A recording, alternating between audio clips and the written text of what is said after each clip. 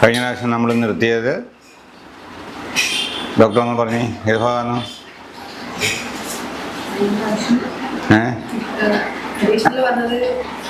Chicken box വന്നാൽ മാറാനുള്ളതും ഒരു ഉണങ്ങാനൊക്കെയുള്ളതാണ്. അതിന് മുന്നേ കുട്ടികൾക്ക് തേക്കാനുള്ള എണ്ണ, പിന്നെ അത് എലിവിഷത്തിൻ്റെ ഒരു വളരെ പ്രധാനമുള്ളൊരു കാര്യം പറഞ്ഞു.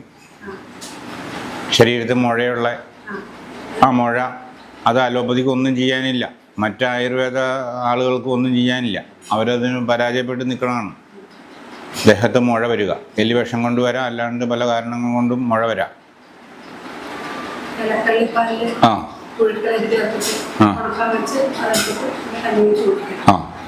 അത് വളരെ വലിയ പ്രയോഗമാണ്, വളരെ രഹസ്യമായിട്ടുള്ളതും വളരെ എല്ലാ വൈദ്യന്മാരും തോറ്റിട്ടുള്ള ക്രിയയാണത്. ബാലചികിത്സ എന്ന ശബ്ദം കൊണ്ട് ആളുകളെല്ലാം പേടിക്കുമെന്ന് എനിക്ക് തോന്നി. ബാലചികിത്സ എന്ന ശബ്ദം കൊണ്ട് ഉദ്ദേശിക്കുന്നത് എന്നാന്ന് വെച്ച് കഴിഞ്ഞാൽ ആയുർവേദ ചികിത്സയുടെ വിത്താണ്. ആയുർവേദ ചികിത്സ അതിനകത്ത് നിന്ന് മുളച്ചു വരും. വളരെ പ്രാധാന്യമാണ് അതിനുള്ളത്. എന്നാന്ന് വെച്ച് കഴിഞ്ഞാൽ ബാലചികിത്സ പഠിച്ചു കഴിഞ്ഞാൽ മാത്രം മതി എല്ലാ ചികിത്സകളും ചെയ്യാം. ബാലചികിത്സ അത്രയ്ക്ക് സൂക്ഷ്മാണുവായിട്ടാണ് പഠിക്കുന്നത്.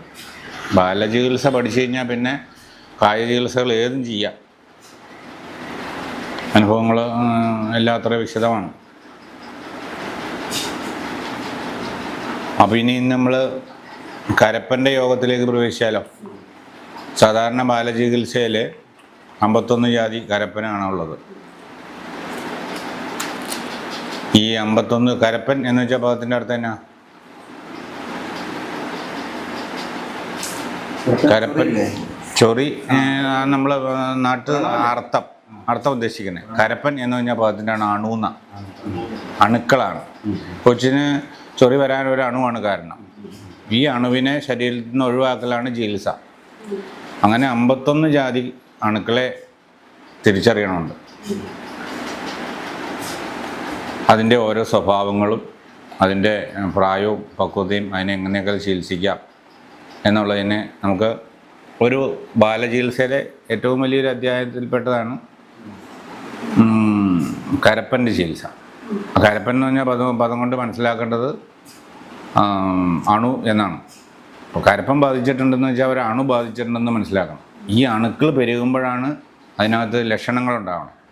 ലക്ഷണങ്ങളെന്ന് വെച്ച് കഴിഞ്ഞാൽ ചൊറി, പഴുക്കൽ, മാന്തൽ, പൊട്ടൽ, കറുപ്പ്, അങ്ങനെ ഒത്തിരി ഭാഗങ്ങൾ കാണും. 51 ജാതി കരപ്പനെ നമുക്ക് വിശദമായ പഠനത്തിനെടുക്കാം.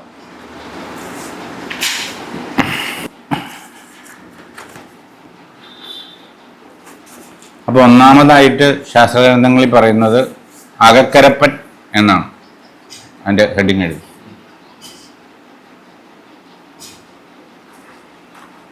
അകക്കരപ്പൻ ആ പദത്തിൻ്റെ അർത്ഥം കൊണ്ട് തന്നെ നമുക്ക് മനസ്സിലാകാം. അകം ഉള്ളിൽ പുറത്തല്ലാതെ ഉള്ളിൽ കരപ്പൻ്റെ ലക്ഷണങ്ങൾ അണുബാധിച്ചിട്ട് അതിൻ്റെ ലക്ഷണങ്ങളാണ് പറയുന്നത്. അകക്കരപ്പൻ്റെ ലക്ഷണങ്ങൾ: കടുത്ത പനിയുണ്ടാവും, നല്ല ശക്തമായ ചൂടോടുകൂടി പനിയുണ്ടാവും. ചെവി കൊട്ടിയടയ്ക്കും, ചെവി കേൾക്കാൻ മേലാണ്ടും ചെവി നിറഞ്ഞിരിക്കും പോലെയും. കൊട്ടിയടയ്ക്കുക എന്ന് വെച്ചാൽ എന്നാ? അകത്തൊന്നും പുറത്തൊന്നും അടയ്ക്കുക, അതാണ് കൊട്ടിയടയ്ക്കുക എന്ന് പറഞ്ഞത്. അപ്പോൾ പുറത്തുനിന്നുള്ളതും വ്യക്തമായിട്ട് കേൾക്കാനൊക്കില്ല, അകത്തുനിന്ന് ഉള്ള പ്രവർത്തനങ്ങളും ക്ലിയർ ആവില്ല, അതാണ് കൊട്ടിയടയ്ക്കുക എന്ന് വെച്ചാൽ. വയറിളക്കം ഉണ്ടാവും, വയറിൽ നിന്ന് ഇളകി പോകും. ദാഹം ഉണ്ടാകും. മേലിന് നോവ്,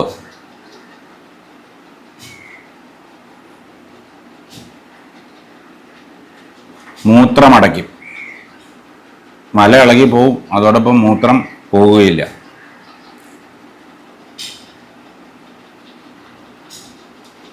ഇത്രയാണ് ആദ്യ ലക്ഷണം. രണ്ടാമതായിട്ടും ലക്ഷണങ്ങൾ വരാം. ഉള്ളിൽ പുണ്ണുണ്ടാവുക, ഉള്ളിൽ ചൊറിയുണ്ടാവും, കുടലിനകത്തും വായ്ക്കകത്തും ശരീരഭാഗങ്ങളിലൊക്കെ ഉള്ളിൽ അത് കണ്ണിനകത്തും വായ്ക്കകത്തും മലദ്വാരത്തിലും ചുമപ്പും കുരുക്കളും ഉണ്ടാകും.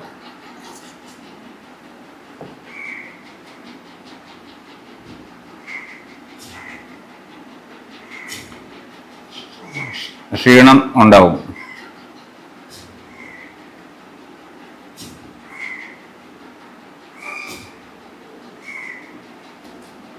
ഇത്തരം ലക്ഷണങ്ങൾ കണ്ടാൽ അകക്കരപ്പൻ ആണെന്ന് മനസ്സിലാക്കണം. അതിന് ഒരു പ്രത്യേക കഷായം കൊടുക്കണം. രാസ്ന ധന്യാദി കഷായം.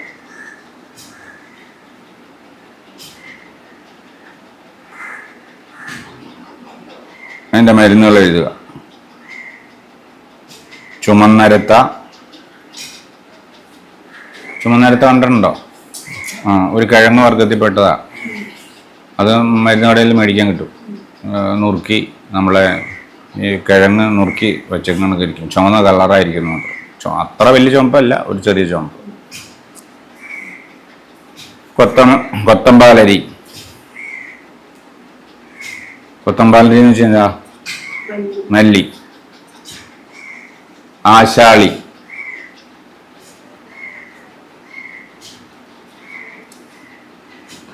ആടലോടകത്തിന്റെ വേര്,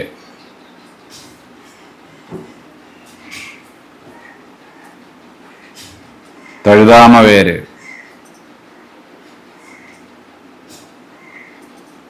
താലീസപത്രം,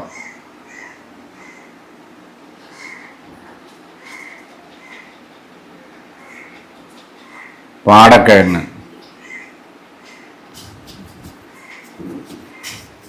കൊടുത്തൂവ വേര്,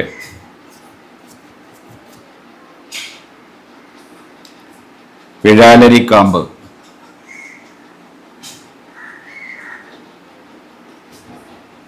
കടുക്കാത്തോട്, ജീരകം, കരിഞ്ജീരകം,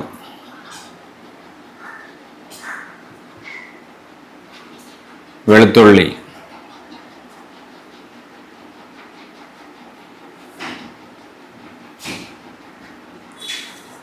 ശംഖുപുഷ്പത്തിന്റെ വേര്,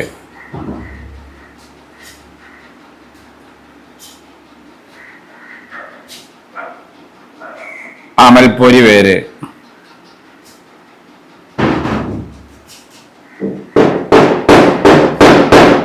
ജാതിക്ക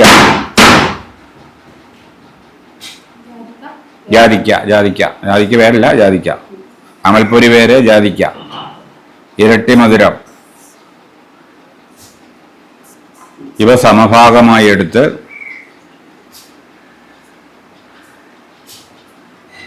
കഷായം വെച്ച് ഇന്ദുപ്പ് മേമ്പൊടി ചേർത്ത് സേവിച്ചാൽ അകക്കരപ്പൻ മാറും.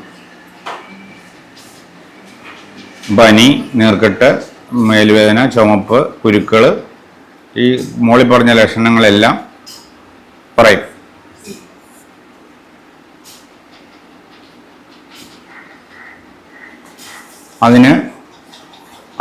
അത് കഷായം കുഴച്ചിട്ട് കുറവില്ലെങ്കിൽ സ്വല്പം കൂടിയൊരു കഷായം,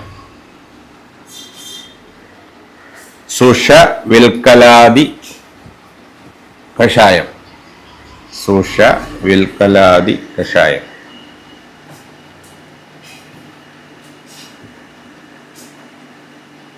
പുല്ലാനിയുടെ തൊലി.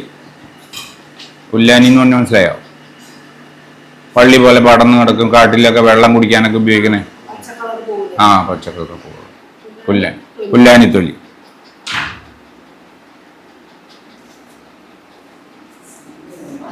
കൊന്ന വേരുമേ തൊലി. അത് കുഴപ്പമില്ല. കൊന്ന വേരുമേ തൊലി. ചുക്ക്,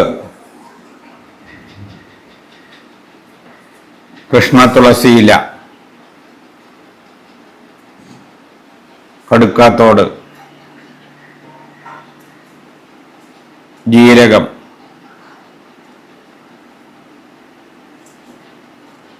പെരിഞ്ജീരകം, കാട്ടുചെത്തിയുടെ പൂവ്,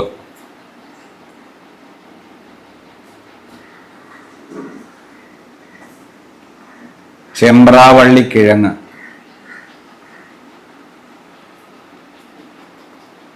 ചെമ്പ്രാവള്ളിക്കിഴങ്ങ് ഇവ സമഭാഗമായി എടുത്ത് കഷായം വെച്ച് ഇന്തുപ്പ് മേമ്പൊടി ചേർത്ത് അകക്കരപ്പന് സേവിക്കാം.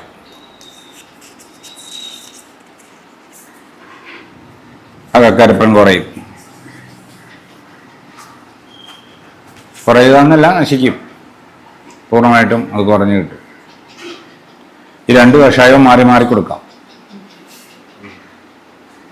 ഇനി ദേഹത്ത് തേക്കാൻ ഒരു കുഴമ്പിന്, ദേഹത്ത് തേക്കാനുള്ള എണ്ണയല്ല, കുഴമ്പ്. കുഴമ്പെന്ന് വെച്ചാൽ അരച്ചുണ്ടാക്കുന്ന കുഴമ്പ് ആക്കാം, എണ്ണയ്ക്കകത്താക്കിയാൽ മതി. കണ്ണി വെറ്റില്ല,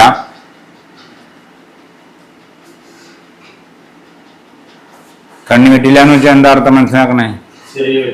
ആ, തണ്ട് ചുമന്നിരിക്കും. വെറ്റില മുറുക്കാനല്ല അത് ഉപയോഗിക്കുന്നത്, ഔഷധങ്ങൾക്കാണ് ഉപയോഗിക്കുന്നത്. വീര്യം കൂടുതലുണ്ട് അതിന്. തെച്ചിപ്പൂവ്, തെച്ചിപ്പൂവ് എന്ന് പറഞ്ഞാൽ കാട്ടുചെത്തിയുടെ പൂവ്. പനിക്കൂർക്കില, പനിക്കൂർക്ക എന്നർത്ഥം. ഇവ സമം പിഴിഞ്ഞ് നീരെടുക്കുക. അതിന്റെ പകുതി ചെറുനാരങ്ങ നീര് ചേർക്കുക.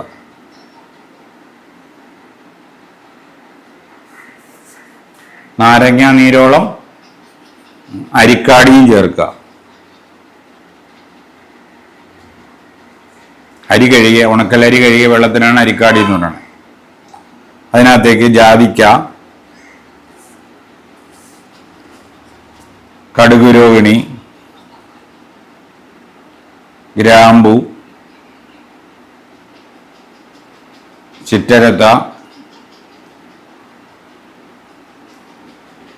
ചിറ്റേലം, പിന്നെ ചുമന്ന ചന്ദനം. അത് ഇച്ചിരി കൂടുതൽ ചേർക്കണം. മറ്റു മരുന്നുകളുടെ ഇരട്ടി ചേർക്കണം, ഒരു മരുന്നിൻ്റെ ഇരട്ടി. ചെത്തിയുടെ വേര്, കരളകത്തിൻ്റെ വേര്. കരളകം എന്ന് വെച്ചാൽ എന്ത് മനസ്സിലാവുന്നുണ്ട്? ആ, ഏകനായകത്തിൻ്റെ വേരുമേ തോല്,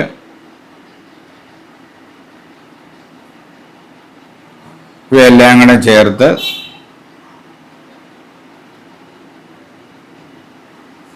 അരച്ച് കുഴമ്പാക്കി അകക്കരപ്പന് പ്രയോഗിക്കാം, ദേഹത്ത് ഉപയോഗിക്കാം, മലദ്വാരത്തിൽ പുരട്ടാം.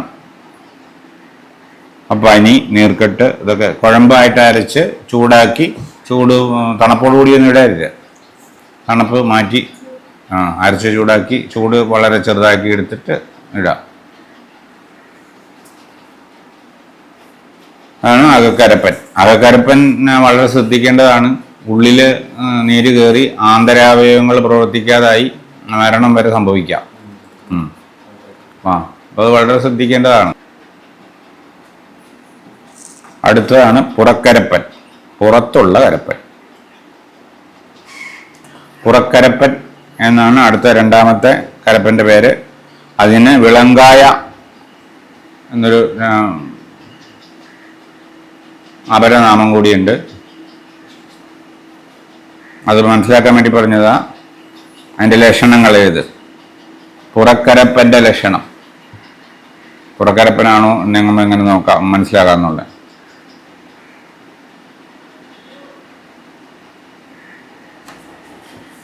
കൈകാലുകൾ കുടഞ്ഞെറിയും.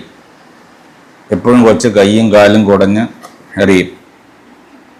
കരയും, എപ്പോഴും കരഞ്ഞുകൊണ്ടിരിക്കും. അത് ഭയങ്കര അസ്വസ്ഥത കൊച്ചിന് ഫീൽ ചെയ്യും. മൂത്രബന്ധം ഉണ്ടാവും, മൂത്രം പോകാതാവും, മൂത്ര തടസ്സം. മുഖം വിളറിയിരിക്കും, മുഖത്ത് രക്തമയം ഇല്ലാതെ മുഖം വിളറി ക്ഷീണത്തോടു കൂടി കണ്ടിരിക്കും. ക്ഷീണനായി കിടക്കും, എപ്പോഴും പറ്റില്ലായ്മ, തളർന്ന് കിടക്കും.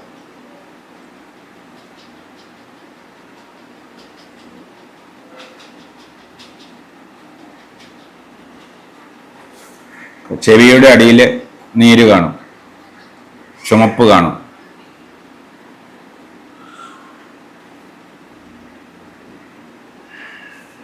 കുരുക്കൾ പോലെ പുളിയുടെ കുരുവിൻ്റെ അത്ര വലിപ്പത്തിൽ തടിച്ച് ചുമന്ന് വേദനയോടുകൂടി കാണപ്പെടും. അതിനുള്ള കഷായത്തിന്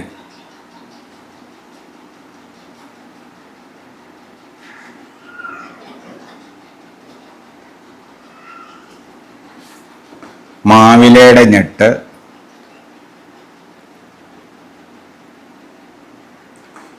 കൊടുത്തൂവ വേര്. കൊടുത്തൂവ 2 സൈസ് ഉണ്ട്. ഒന്ന് കുറ്റിക്കൊടുത്തൂവയും ഒന്ന് വള്ളി കൊടുത്തൂവയും. ഒടിയണ സൈസ് കുറ്റിക്കൊടുത്തൂവയാണ് ഔഷധവീര്യം കൂടുതലുള്ളത്. അത് കൊടുത്തൂവ വൈദ്യനായിട്ട് അറിഞ്ഞിരിക്കേണ്ടതാണ്. ബാലചികിത്സയ്ക്കും മറ്റ് ഉള്ളിലുള്ള കഷായങ്ങൾക്ക് കൊടുത്തൂവ ചേർക്കുമ്പം കൊടുത്തൂവ എടുത്ത് ഒടിച്ചു നോക്കണം. ഒടിയുമെങ്കിൽ അതിന് ഔഷധവീര്യം കുറവാണ്, കൂടുതലാണ്. മറ്റത് അതിൻ്റെ പകുതി വീര്യമുള്ളൂ, വള്ളി പോലെ. കൊടുത്തൂവ എന്ന് തന്നെ മനസ്സിലായോ? ചൊറിയണ്ണ. ആ, പിന്നെ ചുമന്ന കൊടുത്തൂവ വേറെയുണ്ട്. അത് വളരെ ഗുണമുള്ളതാണ്.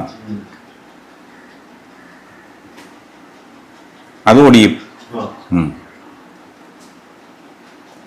അപ്പോൾ കൊടുത്തൂവ എന്ന് കേൾക്കുമ്പം ഏറ്റവും ശ്രേഷ്ഠമായിട്ടുള്ളത് വള്ളി കൊടുത്തൂവ പോലെ തന്നെ ആ കുറ്റിയായിട്ട് നിൽക്കുന്നത്. അതിന് വള്ളി അങ്ങനെ ഉണ്ടാവില്ല, കുറ്റി പോലെ നിൽക്കും, ഒടിയുകയും ചെയ്യും. അതാണ് ഏറ്റവും നല്ലത്. പിന്നെ വേറെ ആനക്കൊടുത്തൂവ എന്നാണ് പിന്നെ വേറെ പറയണത്. അതിൻ്റെ ഇല കറി വയ്ക്കാനും പിന്നെ മറ്റ് കഷായങ്ങൾക്കൊക്കെ ചേർക്കാനും അതിനകത്ത് ഒത്തിരി ഗുണങ്ങളൊക്കെ ഉള്ള ചെടിയാണ്. കരളകത്തിൻ്റെ വേര്,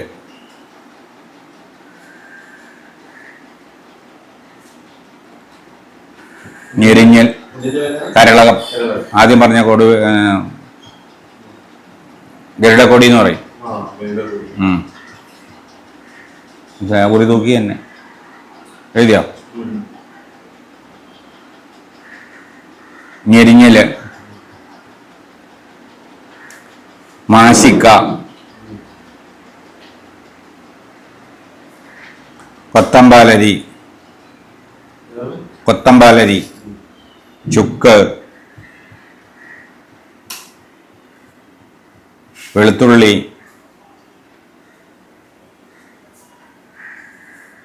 പൂവാൻ കുറുനില,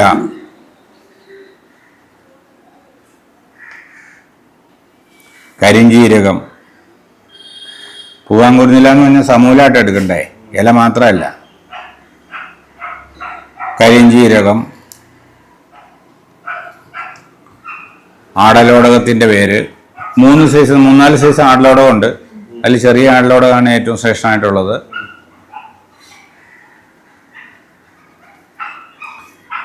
ഇത് സമഭാഗമായി എടുത്ത്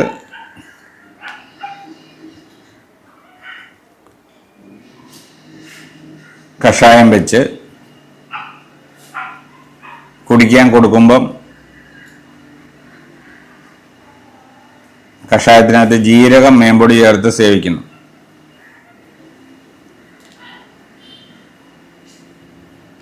അല്ലെങ്കിൽ വിളങ്കായക്കരപ്പൻ അല്ലെങ്കിൽ പുറംകരപ്പൻ. ഈ കഷായം ഉള്ളിൽ ചെല്ലുമ്പോൾ അത് കുറയും.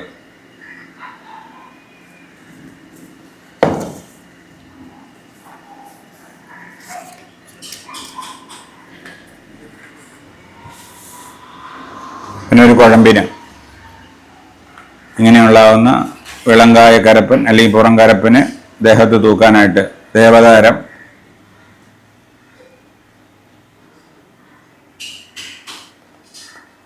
കടുക്കാത്തോട്, ഏകനായകത്തിൻ്റെ പേര്,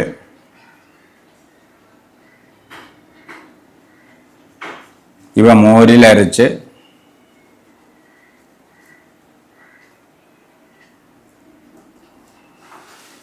പുരട്ടാം. മോരിലരച്ച് പുരട്ടുമ്പം അണുക്കളെല്ലാം നശിക്കും, വ്രണങ്ങളെല്ലാം ശുദ്ധിയാകും. അതുതന്നെ തേങ്ങാപ്പാലിൽ അരച്ച് പുരട്ടാം. തേങ്ങാപ്പാലിൽ അരയ്ക്കുമ്പോൾ അതിൻ്റെ വ്രണം കരിയും. അപ്പോൾ 1-2 ദിവസം മോരിൽ അരച്ച് പുരട്ടുമ്പോൾ അതിനകത്തുള്ള അണുക്കളെല്ലാം പോയി, അതിനകത്തുള്ള അഴുക്കുകളെല്ലാം പോയി ശുദ്ധിയാകും. ആസിഡാണ്, ആസിഡ് അണുക്കളെല്ലാം കൊല്ലും. സിട്രിക് ആസിഡല്ലേ മോര്, അതിൻ്റെ അണുക്കളെല്ലാം ചാവും. അത് കഴിഞ്ഞിട്ട് ആ ചുമപ്പും നീരും മുറിവൊക്കെ കരിയാൻ വേണ്ടി ശുദ്ധമായ തേങ്ങാപ്പാലിൽ അരച്ച് പുരട്ടുമ്പോൾ പിടിയെന്ന് കരയും. ഇത് രണ്ടുമാണ് പുരട്ടാനുള്ളത്. ഇനി അതിനൊരു തൈലം, സഹദേവി തൈലം.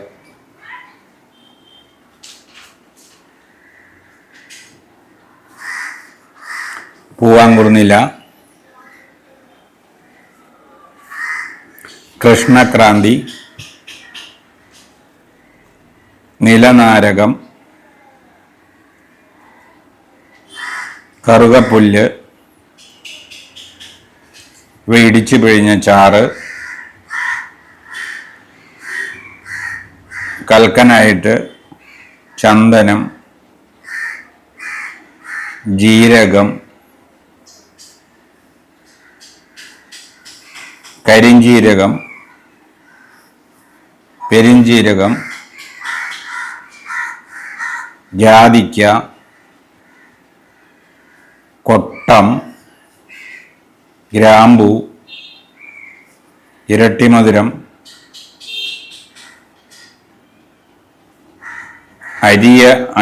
അരികളാറ്,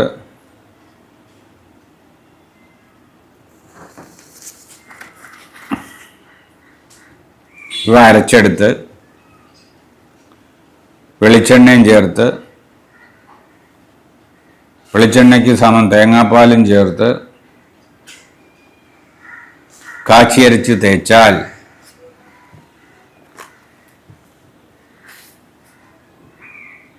പുറം കരപ്പൻ ശമിക്കും, നീര് പോകും, വേദന പോകും, പാടുകളൊക്കെ പോകും.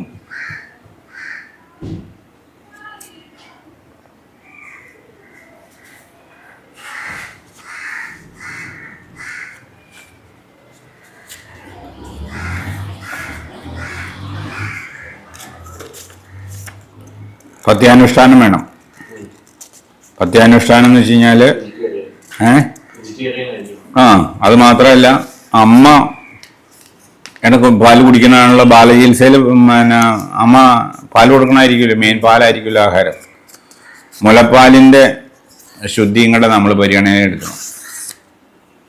മുലപ്പാലിൻ്റെ ശുദ്ധി എന്ന് പറഞ്ഞു കഴിഞ്ഞാൽ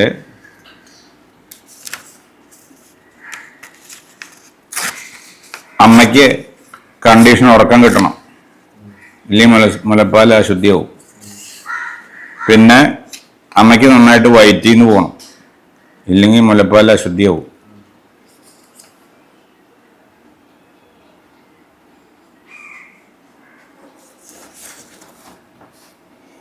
അപ്പം മുലപ്പാൽ ശുദ്ധമാകാനുള്ള ക്രിയകളൊക്കെ ചെയ്യണം എന്ന് വെച്ചാൽ തള്ളയ്ക്കും കൂടെ ട്രീറ്റ്മെൻറ്റ് വേണ്ടി വരുമെന്ന് അർത്ഥം.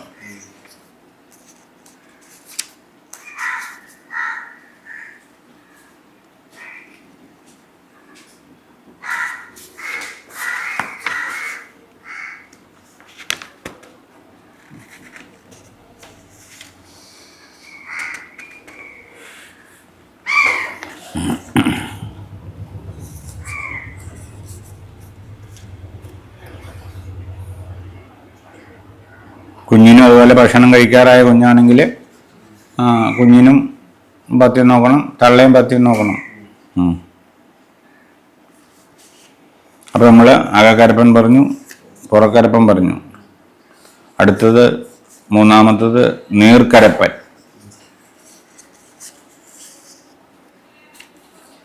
മൂന്നാമത്തത് നീർക്കരപ്പൻ. അതിൻ്റെ ലക്ഷണങ്ങൾ: ചെവി കൊട്ടിയടച്ചിടും, ദേഹമാകെ തണുത്തിടും,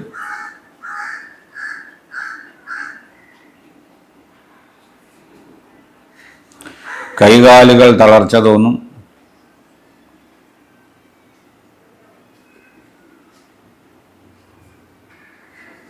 അരക്കൂട് മെലിഞ്ഞിടും, ചന്തിയും അരക്കൂടും ക്ഷീണിച്ചു പോവും,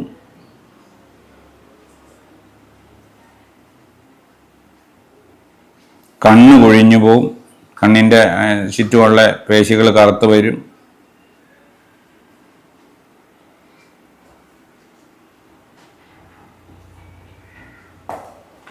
ആഹാരം വേണ്ടാതെ വരും. മുലപ്പാൽ കുടിക്കാതെ വരും.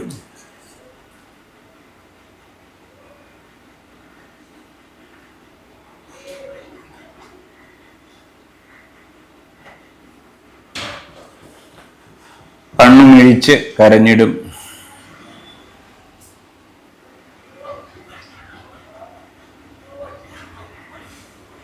നാഭിക്ക് വീങ്ങലുണ്ടാവും. നാഭി ഇങ്ങനെ ഉയർന്നു നിൽക്കും.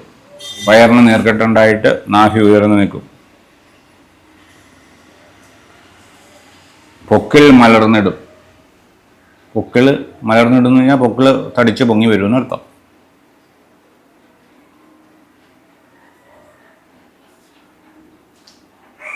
തലനോവുണ്ടാവും. ചെവി വേദന ഉണ്ടാവും. ദാഹം പെരുതായി വരും. ദാഹം കൂടുതലായി വരും. പൊള്ളിയ പോലെ ദേഹത്ത് പോളങ്ങളുണ്ടാവും. തീ കൊണ്ട് പൊള്ളിയ പോലെ.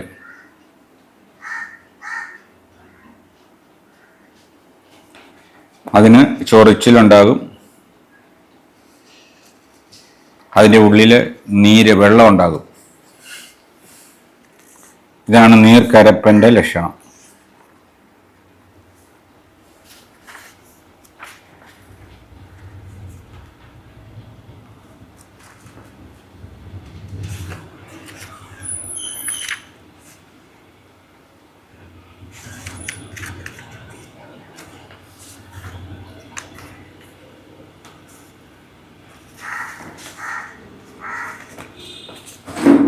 നീർക്കരപ്പൻ്റെ ലക്ഷണം പിടികിട്ടിയോ?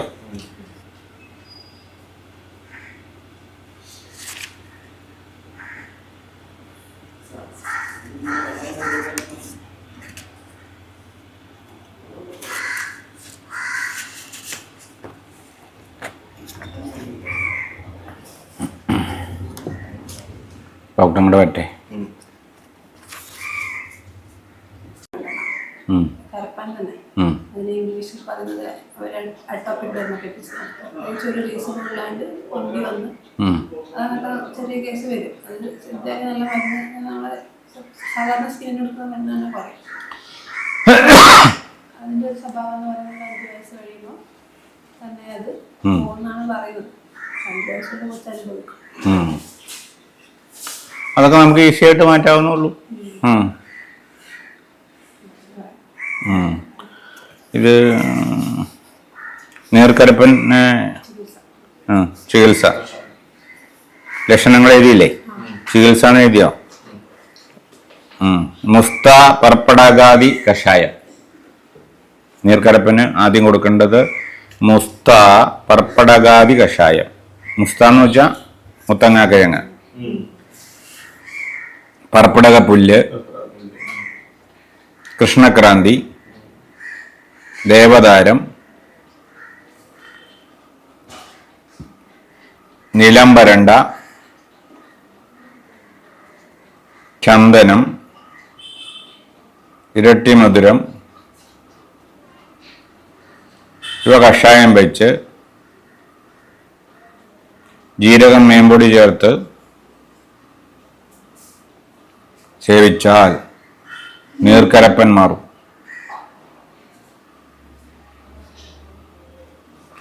വേറൊരു സ്ട്രോങ് കഷായം. ആ കഷായം കൊണ്ട്, ആദ്യത്തെ കഷായം കൊണ്ട് കുറയുന്നില്ലെന്ന് കണ്ടാൽ അഹോരി വേര്, ചെറുവഴുതന വേര്, ത്രഫല, തുളസി വേര്. തുളസി എന്ന് മാത്രമേ പറയണുള്ളെങ്കിൽ ചുമന്ന തുളസി കേട്ടോ. കവുങ്ങിന്റെ വേര്, അടയ്ക്കാമരത്തിന്റെ വേര്, അരികളാറ്. അരികളാറ് അതൊക്കെ എന്നറിയാവോ? ബ്രാക്കറ്റിലെഴുത്. അരികളാറുണ്ട്. കാർഗോലരി, ചെറുപുന്നേരി, വിഴാലരി, കുടകപ്പാലരി, കൊത്തമ്പാലരി, ഏലത്തരി, എത്രണ്ണായി? ഈ അരികളെല്ലാം തുല്യമായിട്ട് എടുക്കുന്നതാണ് അരികളാർ. അരികളാർ എന്ന് പറഞ്ഞാൽ ഭയങ്കര ദിവ്യ ഔഷധ. ദിവ്യ ഔഷധം എന്ന് വെച്ച് കഴിഞ്ഞാൽ അരികളാറിൻ്റെ ഗുണമെന്ന് പറഞ്ഞ ഒരു ചുരുക്കം. എന്നാന്ന് വെച്ച് കഴിഞ്ഞാൽ അത് നമ്മുടെ ശരീരത്തിനെ പുനർനിർമ്മിക്കും. പുനർനിർമ്മിക്കും. ബ്രെയിന് കേട് വന്നു കഴിഞ്ഞാൽ അതുകൊണ്ട് ചികിത്സിക്കാം. പിന്നെ യോഗവാഹിയാണ്. യോഗവാഹി എന്ന് പറഞ്ഞു കഴിഞ്ഞാൽ നമുക്ക് തൃശ്ശൂരിന് മൂവാറ്റുപുഴയ്ക്ക് പോകണമെങ്കിൽ എന്ത് വേണം? എനർജി പോരാ, വാഹനം വേണം. അപ്പം നമ്മുടെ തലച്ചോറിലേക്ക് ഒരു മരുന്ന് എത്തിക്കണമെങ്കിലോ യോഗത്തെ വഹിക്കാൻ പറ്റിയ ഒരു വാഹി വേണം. അവിടെ കൊണ്ട് എത്തിക്കണ്ടേ, തലച്ചോറിലേക്ക് എത്തിക്കണ്ടേ. അപ്പോൾ അതിന് ജർമ്മനിയിൽ ഈ അരികളാറിനെ കുറിച്ചൊരു വിശദമായ പഠനം നടന്നു, റിസർച്ച് തന്നെ. ബോഡി ഇളതാക്കാനും ബോഡി അത് മുഴുവൻ നമ്മുടെ കണ്ണിന്, അതുപോലെ സോഫ്റ്റ് പേശികളിൽ, സുഷുപ്നയിൽ, ബ്രെയിനിൽ ഒക്കെ എന്ത് സ്വാധീനമാണ് വരുത്തണേ എന്ന് എന്നിട്ട് അവർക്ക് അവിടെ ഡോക്ടറേറ്റ് കൊടുത്തു. അപ്പോൾ ഒന്ന് ആലോചിച്ച് നോക്കണം. നമുക്കിവിടെ അരികളാറിനെ കുറിച്ച് അറിയാവുന്ന ഒരു ചുരുക്കം. അരികളാറെന്ന് പറഞ്ഞാൽ അരികളാർ അത് തന്നെ, അത്രേ ഉള്ളൂ. അതിൻ്റെ ഉപരിപഠനങ്ങളൊന്നും നടക്കുന്നില്ല. അപ്പോൾ പുനർനിർമ്മാണത്തിന് മാംസത്തോടു കൂടി അരികളാറും മാംസങ്ങളും കഴിച്ചിട്ടുണ്ടെങ്കിൽ ശരീരം ഇളതാവും.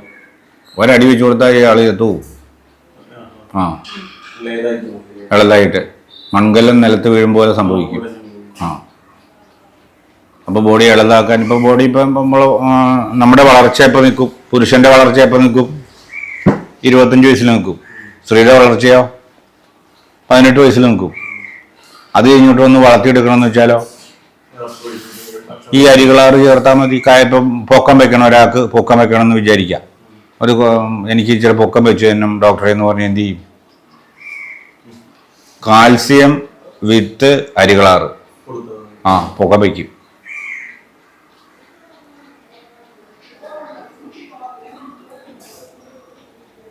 അപ്പോൾ വണ്ണം വെക്കണം എന്ന് വെച്ചാലോ ഹൈ പ്രോട്ടീനും വിറ്റാമിൻസും ചേർത്ത് പ്ലസ് പിന്നെ അരികളാറ്. കോശത്തിന് ശുദ്ധീകരിക്കണം എന്ന് വെച്ചാലോ രക്തശുദ്ധിക്കുള്ള കഷായം പ്ലസ് അരികളാറ്. ഇപ്പോൾ കണ്ണിൽ പുതിയ കോശങ്ങൾ ഉണ്ടാക്കണമെങ്കിലോ എന്ത് ചെയ്യണം? കണ്ണിലിപ്പോൾ പിന്നെ പ്രമേഹം മൂലം കോശങ്ങൾ നശിച്ചു, പ്രഷർ മൂലം ബ്ലഡ് അവിടെ തങ്ങി നിന്ന് നശിച്ചു. എന്ത് ചെയ്യണം? കണ്ണിലേക്കുള്ള ഔഷധങ്ങളും അതും കൂടെ പ്ലസ് ബ്രെയിനിലെ കോശങ്ങൾ നശിച്ചാൽ എന്ത് ചെയ്യണം? ആട്ട് സൂപ്പിൻ്റെ കൂടെ അല്ലെങ്കിൽ മറ്റ് ബ്രെയിൻ വളർച്ചയ്ക്കുള്ള മറ്റ് ദ്രവ്യങ്ങളുടെ കൂടെ അരികളാറി ചേർത്താൽ പിടിയുന്ന അവിടെ പിടിയുന്ന എത്തും. അതല്ലേ ജർമ്മനിയിൽ റിസർച്ച് നടന്നു എന്ന് പറഞ്ഞത് ഇതിനെക്കുറിച്ച്. ജർമ്മനിയിൽ എന്നിട്ട് അത് ഇവിടെ വന്ന് പഠിച്ചിട്ട് അവരത് പോയി. അവർക്കിപ്പോൾ അവരുടെ ഒരു സ്റ്റോക്ക് വന്നു. സ്റ്റോക്ക് വന്നിട്ട് ബ്രെയിനിലെ കോശങ്ങൾ നശിച്ചു പോയി. അതൊന്ന് ഡെവലപ്പ് ചെയ്യണം. ഡെവലപ്പ് ചെയ്യാൻ എന്ത് ചെയ്യും? അതിനുള്ള ഈ അരികളാറാണ് അതിൻ്റെ ബേസിക്ക്. ഇപ്പം നമുക്ക് വേനൊക്കെ ഒരു ചെടി നട്ടാൽ മുളയ്ക്കുമോ? അതേസമയം വർഷകാലത്ത് ചെടി നടേണ്ട പീരീഡിൽ നട്ടാലോ മുളയ്ക്കും. അതിന് അന്നേരം അതിൻ്റെ ഹോർമോൺ പ്രവർത്തനങ്ങളൊക്കെ ക്ലിയർ ആകുന്നതുകൊണ്ടാണ് ഞാറ്റുവേല എന്ന് പറയുന്നത്. ഞാറ്റുവേലയിൽ ഒരു സാധനം നട്ടാൽ എന്നാ അത് ക്ലിയറായിട്ട് മുളച്ച് വരും. അന്നേരം അതിനകത്ത് ഗംഗാജലമുണ്ട്, ജീവന്റെ ജലം. അതുകൊണ്ട് അവിടെ രാസപ്രവർത്തനം നടക്കും. അതുപോലെ തന്നെയാണ് ജീവന്റെ ജലത്തിന് തുല്യമാണ് അരികളാറ്. നമ്മളില്ലേ അരികളാറ് നമ്മളിപ്പോൾ കാണുമ്പോൾ നിസ്സാരമായിട്ട് കാണെങ്കിലും അത് ട്രീറ്റ്മെൻറ്റ് രംഗത്ത് അസാമാന്യമായിട്ടുള്ള ഗുണവും ചെയ്യും, അസാമാന്യമായിട്ടുള്ള ഫലങ്ങളും ചെയ്യും, അസാമാന്യമായിട്ടുള്ള പഠിക്കാനുണ്ട്. അതിന് ആട്ടുന്തല സൂപ്പ്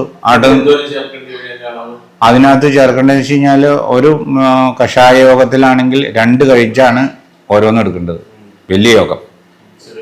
ചെറിയ യോഗമാണെങ്കിൽ 1/2 കഴിച്ച്. ഒരു തവണത്തെ ഹൈ ഡോസ് 2 കഴിച്ച്. 2 കഴിച്ചെന്ന് വെച്ചാൽ എത്ര ഗ്രാമാ? 10 ഗ്രാം.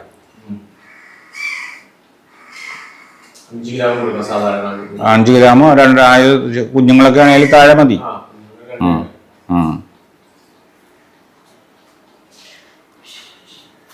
നമ്മൾക്കിടെ ക്ലാസ്സിനകത്ത് വരുന്നതായ ഏറ്റവും വലിയ ഗുണങ്ങൾ ഇതൊക്കെയാണ്. ഈ ബാലചികിത്സയോടൊപ്പം തന്നെ വേൾഡ് തലത്തിൽ പിന്നെ ഗവേഷണം നടത്തിയിട്ടുള്ള കേസാണിത്. നമ്മുടെ നമ്മളാണ് ഇത് കണ്ടുപിടിച്ചത്. ഭാരതീയരാണ് ഇത് കണ്ടുപിടിച്ചത്. ഭാരതത്തിൽ നിന്നാണ് ഈ സാധനം പോണത്. ഇവര് ജർമ്മനിയിലേക്ക് ഗ്രന്ഥങ്ങൾ കൊണ്ടുപോയി ആ ഗ്രന്ഥങ്ങളുടെ പഠന ഭാഗമായി വന്നിട്ട് അതിൻ്റെ റിസർച്ചിൻ്റെ ഭാഗമാണ് ഇത്. ഞാൻ അറിയാൻ കാരണം എന്ന് വെച്ച് കഴിഞ്ഞാൽ എൻ്റെ വീടിൻ്റെ അടുത്താണ് D. ശ്രീമാൻ നമ്പൂതിരി. അയാൾ ത്രിഭാഷ പണ്ഡിതനാണ്, സംസ്കൃത വിദഗ്ധനാണ്, ആയുർവേദ ശാസ്ത്ര വിദഗ്ധനാണ്. ഇയാളുടെ അടുത്ത് ജർമ്മനിയിൽ നിന്ന് ആൾ വന്നു കഴിയുമ്പോൾ ഞാനും ചെല്ലും. ചെന്ന് കഴിഞ്ഞിട്ട് അവർ പോയി കഴിയുമ്പോൾ ചോദിക്കും, സാറേ അവരെന്തിനാ വന്നേ, അവരെന്നാ ചോദിച്ചേ? അപ്പോൾ അവർ പറയും, മോനെ അരികളാറിനെ കുറിച്ച് പഠിക്കാൻ വേണ്ടി വന്നതാണ്. അരികളാറ് എന്താ ഇതിന് മാത്രം പഠിക്കാനുള്ളത്? അത് ഇന്ന റിസർച്ച് ഇന്ന ഭാഗത്താണ് ഇതിന് വേണ്ടിയിട്ട് വന്നതാണ്. നമ്മളത് ചുമ്മാ പുസ്തകത്തിനകത്ത് വെച്ചോണ്ടിരിക്കുമല്ലേ. എത്ര വലിയ മഹാവൈദ്യന്മാരോട് ചോദിച്ചാൽ പോലും ഈ അറിവ് കിട്ടണില്ല. എത്ര വലിയ മഹാവൈദ്യനോട് നിങ്ങൾ പോയി ചോദിച്ചു അരികളാർ എന്താണ് ചെയ്യാൻ പറ്റുക, അരികളാറെ കൊണ്ട് ഇനി മോഡേണായിട്ട് എന്ത് ചെയ്യാം. ബാലചികിത്സയിൽ കഷായത്തിലും പല കഷായത്തിലും നമ്മൾ അരികളാർ ചേർക്കുന്നുണ്ട്. ഇനി മോഡേൺ സിസ്റ്റം അനുസരിച്ച് എന്ത് ചെയ്യാം. മോഡേൺ സിസ്റ്റം അനുസരിച്ച് കണ്ണിൻ്റെ കോശങ്ങളെ വളർക്കണം. ഇപ്പോൾ കണ്ണിൻ്റെ കോശങ്ങൾ നശിച്ചുപോയി. റേഡിയേഷൻ മൂലോ അല്ലെങ്കിൽ പ്രമേഹം മൂലോ വാർദ്ധക്യം മൂലോ അല്ലെങ്കിൽ മറ്റേതെങ്കിലും അസുഖം മൂലോ കണ്ണിൻ്റെ കോശങ്ങൾ നശിച്ചുപോയി. ആ കോശങ്ങൾ വളർത്തിയെടുക്കുക എന്ന് പറഞ്ഞാൽ നിസ്സാര കേസാണോ? ബ്രെയിനകത്തുള്ള കോശങ്ങൾ നശിച്ചുപോയി അതിനെ ഒന്ന് വളർത്തിയെടുക്കുക എന്ന് വെച്ചാൽ നിസ്സാര കേസാണോ? നമ്മൾ വളർച്ച നിന്നയാളെ ഒന്ന് വളർത്തിയെടുക്കണം. അയാൾ പുതിയതായിട്ട് ഹോർമോൺ വർക്ക് ചെയ്യണം, പുതിയതായിട്ടൊന്ന് ക്ലിയർ ചെയ്യണമെന്ന് വെച്ചാൽ അത് ചെയ്യാനൊരു മാർഗം എന്ന് പറഞ്ഞാൽ അത് വളരെ ചെറിയ കാര്യമാണെന്ന് വിചാരം ആണോ? അത് തന്നെ ബ്രെയിൻ്റെ ചികിത്സയൊക്കെ വലിയ പ്രശ്നമല്ലേ. അത് അവിടുത്തെ കോശങ്ങൾ നശിച്ചു പോയി. പ്രമേഹം മൂലം ബാധിച്ച് നിങ്ങളുടെ ഇന്ന കോശം കാലിലെ കോശങ്ങളെല്ലാം നശിച്ചുപോയി. ഇനി അത് റീകണ്ടീഷൻ ചെയ്യാൻ സാധിക്കില്ല എന്ന് അലോപ്പതി പറയുമ്പോൾ റീകണ്ടീഷൻ ചെയ്യാനൊരു മാർഗം നമ്മുടെ കയ്യിലുണ്ടെങ്കിലോ അതിനെയാണ് കുഴമ്പിൻ്റെ കാര്യം. അരികളാർ അവിടെയാണ് അതിൻ്റെ പ്രസക്തി. കേൾക്കുമ്പോൾ അരികളാറെന്ന് നിസ്സാരം പറഞ്ഞാൽ പോരാ.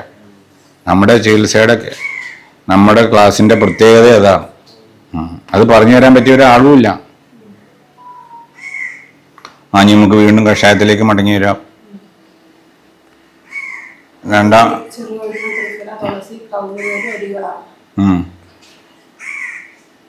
അരികളാറ്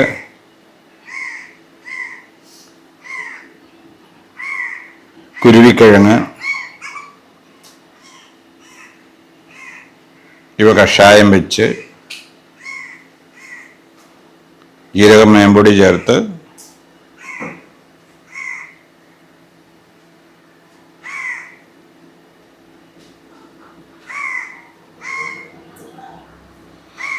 നീർക്കരപ്പൻ ശമിക്കും.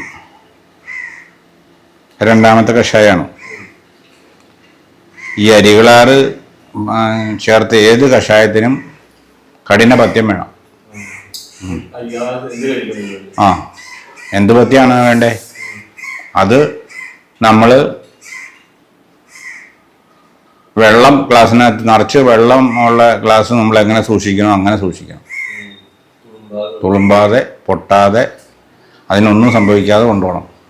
ഇപ്പോൾ അരികളാറ് സേവിച്ച ആൾ മാനസിക സമ്മർദ്ദം വന്ന ഹാർട്ടിന് പ്രശ്നം ഉണ്ടാവും, വലിഞ്ഞു പോവും. അരികളാറ് ജീരകം 3 കഴിച്ചുകൊണ്ടിരിക്കണ ഒരു പ്രസവിച്ച് കിടക്കണ ഒരു സ്ത്രീക്ക് അരികളാറ് ജീരകം 3 ചേർത്ത് സൂപ്പ് കഴിച്ചുകൊണ്ടിരിക്കുമ്പോൾ അതിൻ്റെ ഭർത്താവ് മരിച്ചു പോയാൽ ഈ സ്ത്രീക്ക് അസാമാന്യമായ ബുദ്ധിമുട്ടുണ്ടാവും.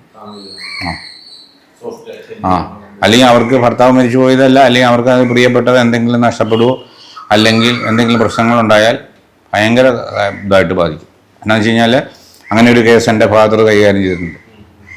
ഫാദർ കൈകാര്യം ചെയ്തിട്ടുണ്ടെന്ന് വെച്ച് കഴിഞ്ഞാൽ കുഞ്ഞുണ്ടായി 42 ദിവസം കഴിഞ്ഞപ്പോൾ ഭർത്താവ് കിണറ്റിൽ ചാടി മരിച്ചു പോയി കഴിഞ്ഞപ്പോൾ അച്ഛനാണ് സൂപ്പുണ്ടാക്കി കൊടുത്തത്. സൂപ്പുണ്ടാക്കി കൊടുത്തു കഴിഞ്ഞപ്പോൾ അച്ഛൻ അയ്യോ ഇവർ സൂപ്പ് കഴിച്ചുകൊണ്ടിരിക്കുകയാണല്ലോ, ഇനി ഇവർക്ക് പ്രശ്നമാവുമല്ലോ എന്നോർത്ത് അച്ഛൻ ഇവിടുന്ന് മരുന്നുണ്ടാക്കിക്കൊണ്ട് വായുവിനെ നിയന്ത്രിക്കാനും ശരീരത്തിനെ ക്ലിയർ ചെയ്യാനും ഒക്കെ വേണ്ടിയിട്ടുള്ള മരുന്നുണ്ടാക്കിക്കൊണ്ട് പോയി. അവർ പറയാതെ തന്നെ എന്നിട്ട് ഇത് ബലമായിട്ട് ഇത് കഴിക്കുക എന്നും പറഞ്ഞ് ബലമായിട്ട് കഴിപ്പിച്ചു. അങ്ങനെ അവരെ പ്രശ്നങ്ങളുണ്ടാകാതെ അതിനകത്ത് നമുക്ക് രക്ഷപ്പെടുത്തിയെടുക്കാൻ പറ്റി. അതുകൊണ്ടാണ് ഞാൻ പറയാൻ അത് അരികളാറ് കഴിക്കുമ്പോൾ വളരെ ശ്രദ്ധിച്ച് പഥ്യം നോക്കണം, കുഞ്ഞുങ്ങൾക്കായാലും ശരി. പിന്നെ ദേഹത്ത് തേക്കാനുള്ള കുഴമ്പ്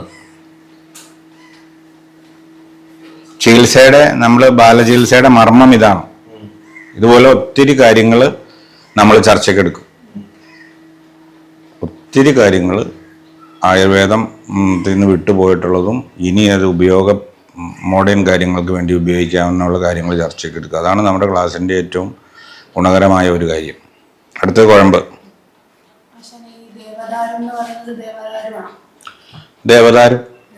ദേവദാരു മരം. വടക്കേ ഇന്ത്യയിലൊക്കെയാണ് അതുള്ളത്. അത് വാതരോഗ പ്രധാനമാണ്. വളരെ വലിയ ദിവ്യ ഗുണമുള്ള ഒത്തിരി ചെടിയാണ്. ദേഹത്ത് വയ്ക്കാനുള്ള കുഴമ്പ് ചെമ്പരത്തിയുടെ വേര്. ചെമ്പരത്തി എന്ന് പറയുമ്പോൾ ഏതാ നമ്മൾ എടുക്കേണ്ടത്? കട്ട ചെമ്പരത്തി വേണം, മരുന്ന് ചെമ്പരത്തി വേണം എടുക്കാൻ. ചുമന്ന് കട്ടയായിട്ടുള്ളതാണ് മരുന്ന് ചെമ്പരത്തി. വരട്ടുമഞ്ഞൾ. വരട്ടുമഞ്ഞൾ എന്ന് പറഞ്ഞാൽ എന്താ? മഞ്ഞൾ പുഴുങ്ങി ഉണങ്ങിയെടുക്കണം, അതാണ് വരട്ടുമഞ്ഞൾ. വരട്ടുമഞ്ഞൾ എന്ന് പറഞ്ഞാൽ പച്ചമഞ്ഞൾ ചേർത്താൽ പോരാ. മോരിലരിച്ച് കുഴമ്പാക്കി പുരട്ടിയാൽ നീർക്കരപ്പൻ മാറും. 2 സാധനങ്ങളേ ഉള്ളൂ. ചെമ്പരത്തിയുടെ വേരും വരട്ടുമഞ്ഞളും കൂടെ കൂടി നന്നായിട്ട് അരച്ച് ക്രീം പോലെ ആക്കി പയ്യെ ഒന്ന് ചൂടാക്കി തണുപ്പ് മാറ്റി പുളകങ്ങളുള്ള സ്ഥലത്ത് ചൊറി ഉള്ള സ്ഥലത്ത് കരപ്പൻ്റെ ഭാഗത്ത് പരട്ടി കൊടുക്കുക.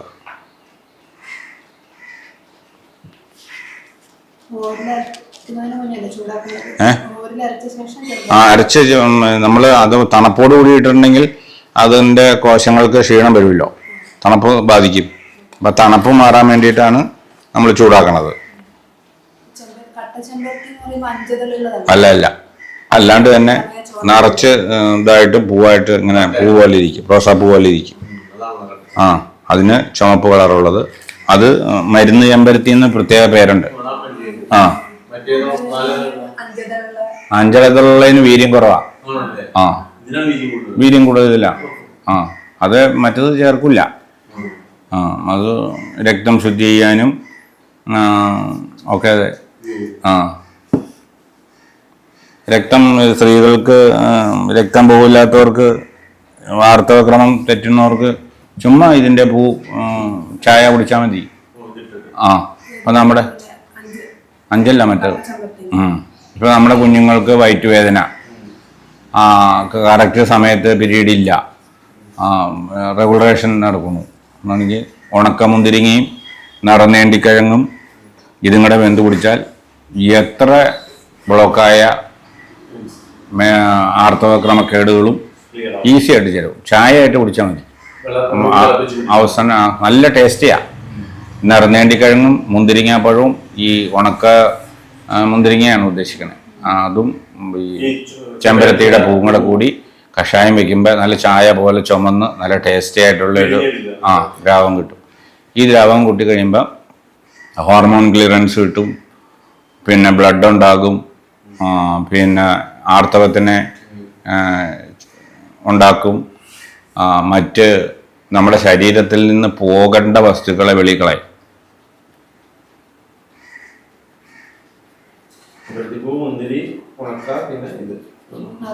നിറനേണ്ടിക്കിഴങ്ങ് അത് ഈക്വലായിട്ട് ചേർക്കാം. പൂവ് സ്വല്പം കൂടുതൽ ചേർക്കാം. അതൊരു കഷായത്തിന് ഒരു ദിവസത്തേക്ക് 2 കഞ്ചി കൂടുതൽ വേണ്ട. 10 ഗ്രാം 10 ഗ്രാം നിറഞ്ഞേണ്ടിക്കഴിഞ്ഞ് 10 ഗ്രാം പൂവ് എണീച്ചവിടെ കൂടുതൽ ചേർക്കാം. പിന്നെ വേറൊരു കൂട്ടം പറഞ്ഞേ ഉണക്കമുന്തിരി 10 ഗ്രാം ചേർക്കാം. ഈ 3 കൂടെ കൂടി ശരിക്കും വെന്ത് അരിച്ചൂറ്റി ഇപ്പം നമുക്ക് എല്ലാ തവണയും എല്ലാ ദിവസവും കൊച്ചങ്ങൾക്ക് ഇങ്ങനെ വൈകുന്നേരം പിരിയേണ്ട സമയത്ത് വേദനയാണ്, റെഗുലേഷൻ തടസ്സം വരുവാണെങ്കിൽ ഒരു കുറച്ച് ദിവസം അഡ്വാൻസ് ആയിട്ട് തന്നെ ഈ കഷായം നമ്മൾ വീട്ടിലുണ്ടാക്കി കാലത്തും വൈകുന്നേരവും ചായ പോലെ ഒരേ ഗ്ലാസ് വീതം കൊടുക്കുക. ഒരു സൈഡ് എഫക്റ്റും ഇല്ല. കൊച്ചിൻ്റെ മുടി വളരും, കൊച്ചിന് രക്തം ഉണ്ടാകും, കൊച്ചിൻ്റെ ഹോർമോൺ ക്ലിയറൻസ് വരും, അപദ്രവ്യങ്ങളെല്ലാം വെളിയിൽ പോകും, പാകത്തിന് വയറ്റിൽ നിന്ന് പോകും, ആവശ്യത്തിന് യൂറിൻ പോകും, എല്ലാം ക്ലിയർ ആകും. ഫങ്ഷൻ പിടിയുന്ന ക്ലിയറൻസ് കിട്ടും. പിന്നെ പന്നിക്കരപ്പൻ, അതിൻ്റെ ലക്ഷണം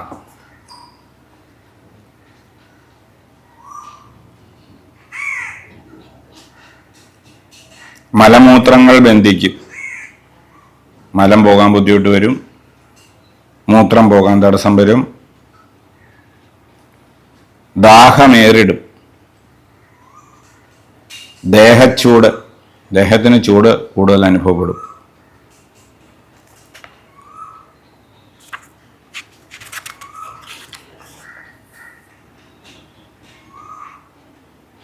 വായിൽ പുണ്ണ് വരും.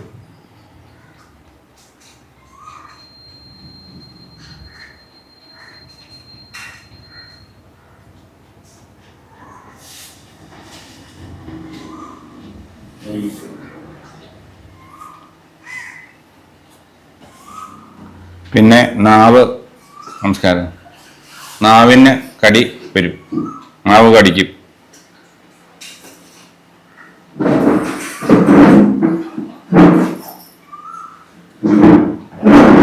ദേഹത്ത് നീര് ഉണ്ടാവും.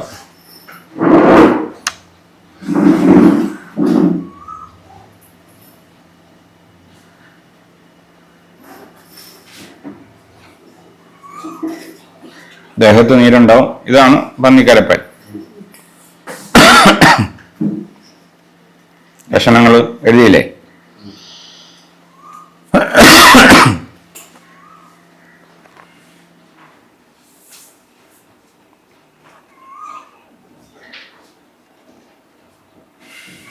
ഞങ്ങൾ കുറച്ച് ക്ലാസ് മുമ്പോട്ട് പോയി. ഇനി നിങ്ങൾ എഴുതേണ്ടത് പന്നിക്കരപ്പൻ്റെ ചികിത്സ. അത് ബാക്കി സമയം കിട്ടുമ്പോൾ ബാക്കിയുള്ളത് ചോദിച്ചു. പന്നിക്കരപ്പൻ്റെ ചികിത്സ. കരപ്പനാണ് നമ്മളിപ്പോൾ പഠിച്ചുകൊണ്ടിരിക്കുന്നത്.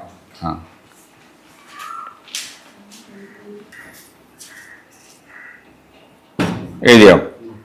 പന്നിക്കരപ്പൻ്റെ ചികിത്സയാണ് നമ്മൾ പറയണത്. ലക്ഷണം ആദ്യം പറഞ്ഞു, ഇനി ചികിത്സ. അഹോരി മൂലാദി കഷായം. അഹോരി എന്ന് പറഞ്ഞൊരു ചെടിയാ, അതിൻ്റെ പേരാണ് അഹോരി മൂലാദി കഷായം. അഹോരാദി.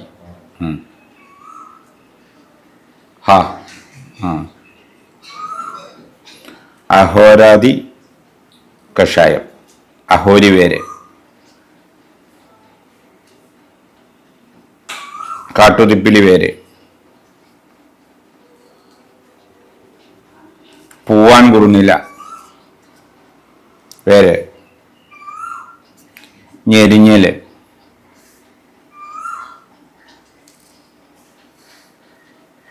അമരിവേര്,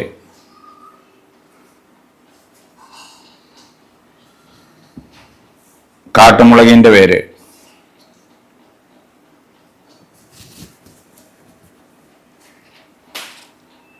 കൊത്തമ്പാലരി,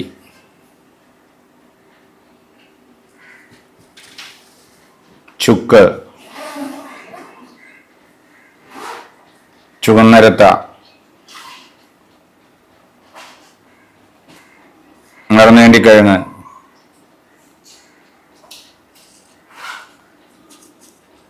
വയൽച്ചുള്ളി വേര്,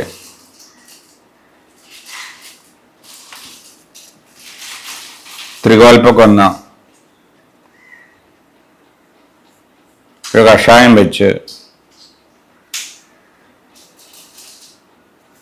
ഇന്ദുപ്പ് ചേർത്ത് സേവിച്ചാൽ പന്നിക്കരപ്പൻ മാറും.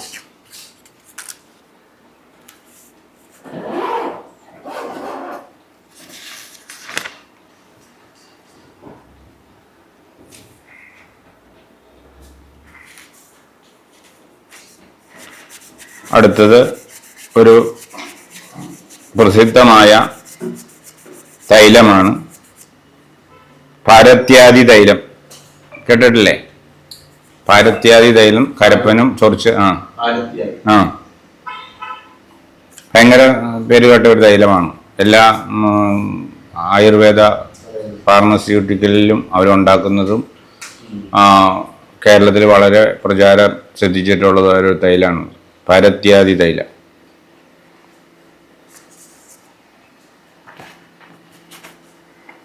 ചെത്തിപ്പൂവ്. ചെത്തിപ്പൂവ് എന്ന് ഉദ്ദേശിക്കുന്ന കാട്ടിയെത്തിയുടെ പൂവ.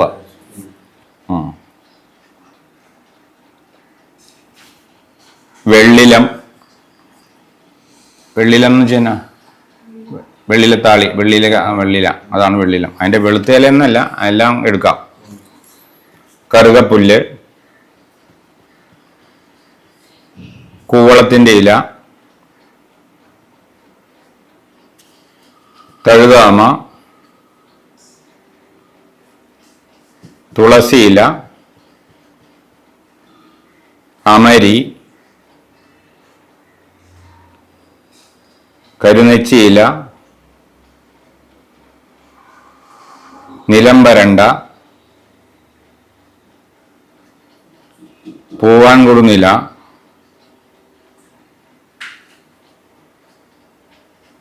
കയ്യുണ്യം, ചെമ്പരത്തിപ്പൂവ്, ചെറുനാരകത്തിന്റെ ഇല, കരിന്താളി, ഇവ സമം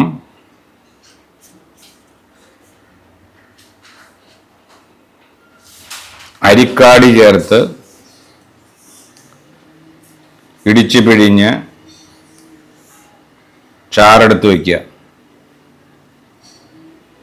അതിലേക്ക് കൽക്കൻ, ഇരട്ടി മധുരം, പവിഴപ്പുറ്റ്,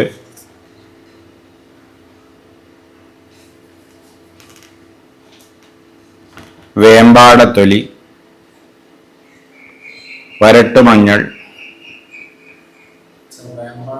വേമ്പാട എന്നർത്ഥം,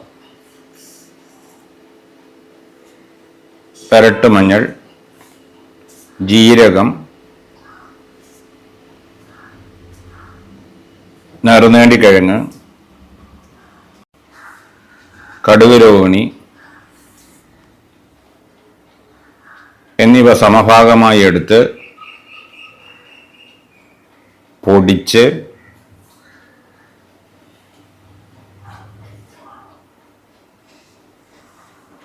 തേങ്ങാപ്പാലിൽ അരച്ച്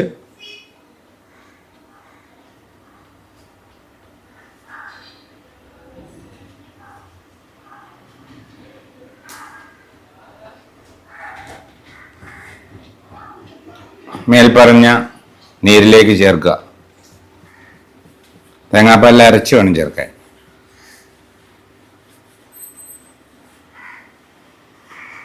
പിന്നെ കോലരക്ക് കഷായം വെച്ചത്,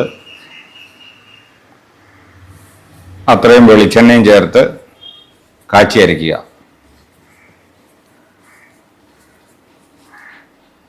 ഭാരത്യാദി തൈലം എന്ന് പറയും. ഇത് കുഞ്ഞുങ്ങൾക്ക് വളരെ അമൃത് പോലുള്ളതാണ്.